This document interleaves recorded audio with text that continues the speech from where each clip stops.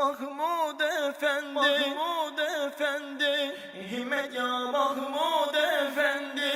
Muhammed Mustafa dersin, onun yolundan gidersin. Halinizi din, vasfınızı din, himmet ya Mahmud Efendi. Feyzinle görür gözümüz, lütfunla güler yüzümüz.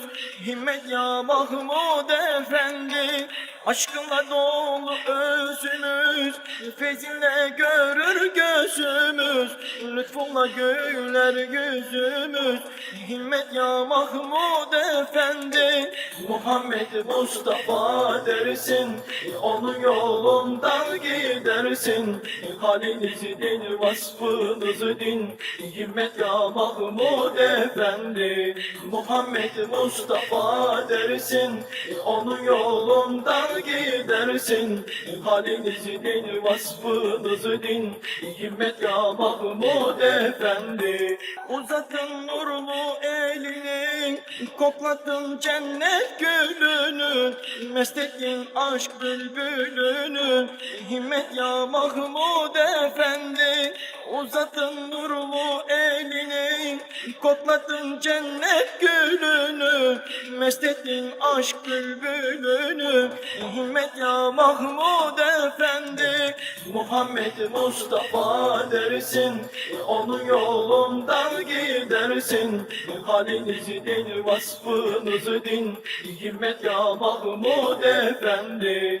Muhammed Mustafa dersin, onun yolundan gidersin. Halinizi din, vasfınızı din, himmet ya Mahmud Efendi. Biz sana meftun olmuşuz, aşkınla dil kun olmuşuz. Dervişler mecnun olmuşuz, himmet ya Mahmud Efendi.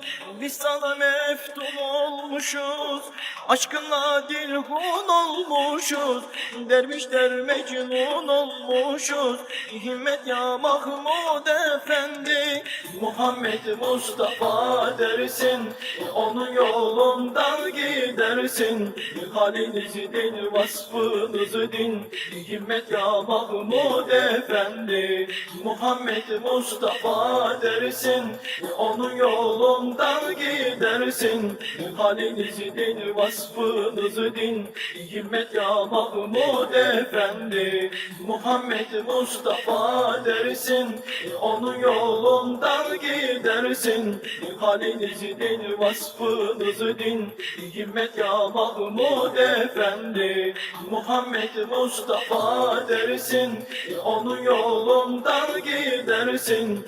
Halinizi din, vasfınızı din, himmet ya Mahmud Efendi. Himmet ya Mahmud Efendi.